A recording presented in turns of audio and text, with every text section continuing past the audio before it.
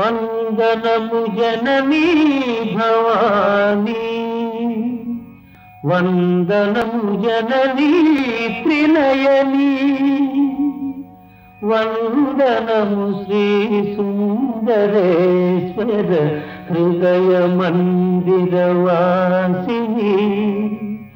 సుహాసిని పూర్వమనవి కలుగొందువాదేవి.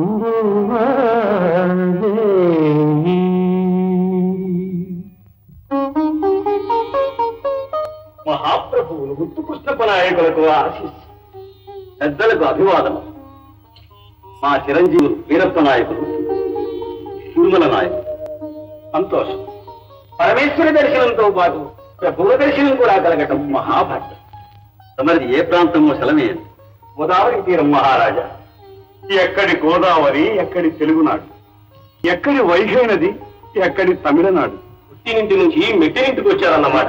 బాగా సెలవిచ్చారు. గంగా, గోదావరి, కావేరి, వైగై ఈ నదులన్నీ భారతీయ సంస్కృతికి తీయని పాయలు. ఈ పుణ్యనదుల జలాలు భాషలు వేయలేని బంధాలు వేస్తాయి. చిన్న ప్రాంతాల వారిని ఒకటిగా ముడివేస్తాయి.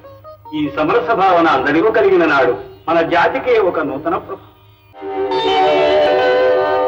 ఉదయ సంఖ్యలో ఉడికి వస్తున్న మధుర ప్రభాతం, పరమేశ్వరుడు ప్రపంచానికి అందిస్తున్న ప్రణయ పాఠం, సృష్టికి జీవకళలద్దుతున్న సూర్యకిరణాలు, ఏ చిత్రకారుని కుంటికు అందని సువర్ణ చిత్రాలు.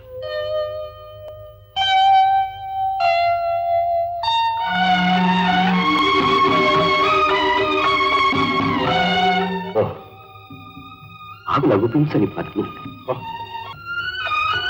నాది నాది నాది కాదు, అదే సేతుపతి నీవా? వీరభూపతి నీవా? శ్రీ తిరుమల నాయకుడు.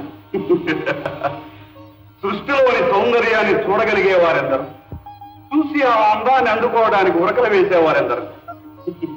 అది తెలుసుకోవడానికే మేము చేసిన చమత్కారం.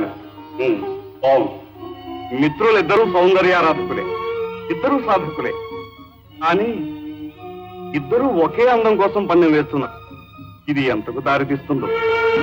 యువరాజు ఏమంటున్నారు? మా వీరభూపతి కోరుకున్న వస్తువు నేను వాంఛిస్తాను. నా ప్రాణంలో ప్రాణం గుట్టాను సేతుపతి.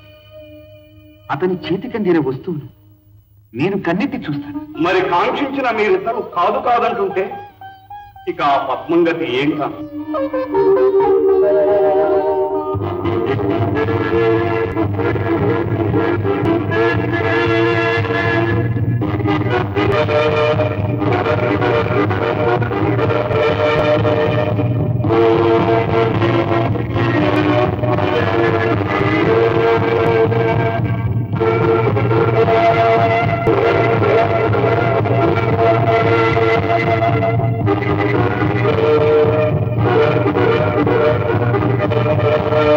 యువక వీరులారా, ప్రియశిష్టులారా, ఇన్నాళ్లుగా మీరు నావత నేర్చుకున్న విద్యకు ఈనాడు సమీక్ష. మీ మడమ తిప్పని బల పరాక్రమాలకు ఇది తొలి పరీక్ష. పరీక్షాధికారి ఎవరో కాదు, మన యువరాజులం గారు. వారి మనస్సులో ఏ సంకల్పం ఉందో, వారు మీకు ఏ పరీక్ష విధిస్తారో మాకే తెలియదు. మీ శౌర్య ప్రదర్శనమే మాకిచ్చే గురుదక్షిణ.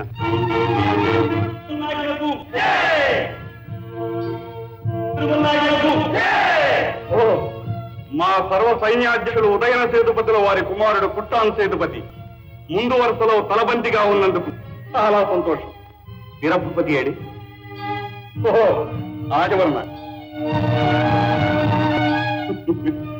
ఇద్దరు మిత్రులు రెండు చివరిలో ఉండటం నిండుగా కన్నుల పండుగగా ఉంది.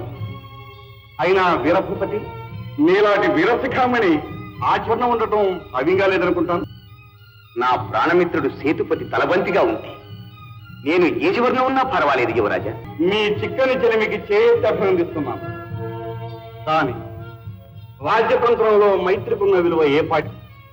విధి నిర్వహణలో దూసిన కత్తి ఏ కుత్తుకునైనా తెగదార్చవలసినే కదా.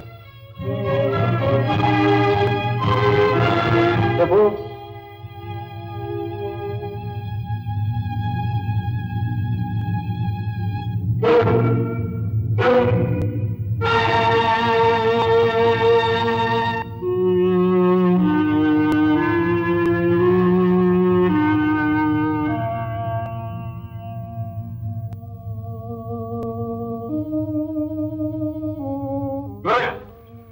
సేతుపతి, ఇది మన పరాక్రమానికి పరీక్షా సమయం. వాళ్ళు ఏరి పంపిన యోధునితో మన యువయోధుల్లో ఒకడు ద్వంద్వ యుద్ధం చేయాలట. ఈ గెలుపును బట్టే మన భవిష్యత్తు నిర్ణయం అవుతుంది.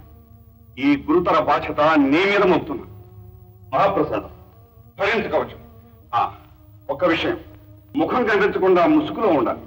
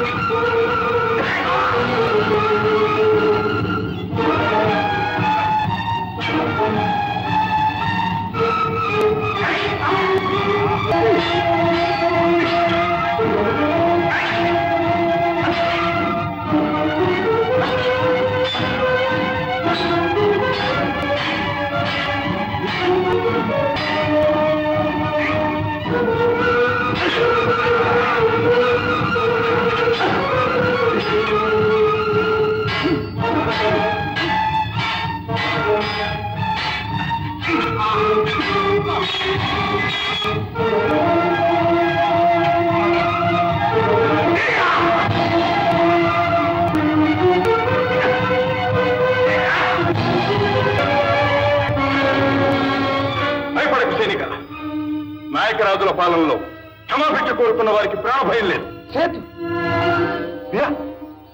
సేతు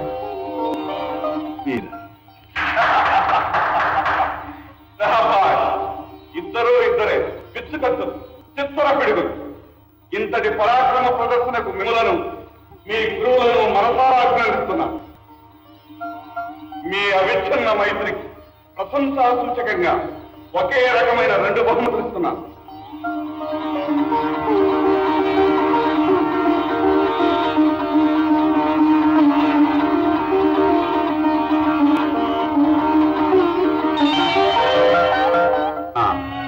ఒక్క విషయం జ్ఞాపకం ఉంచుకోండి. స్నేహాన్ని పంచుకోవచ్చు కానీ పదవీ దాహాన్ని, కరుణీ వ్యామోహాన్ని మాత్రం పంచుకోవడం సాధ్యం కాదు. స్నేహానికి మోహానికి ఘర్షణ వచ్చినప్పుడు మననం చేసుకోవలసిన మాట ఒకటి: అరంతయ్య విరుం ధర్మంచర. అవయ్యారు బోధించిన అపరగీతా వాక్యం అరంత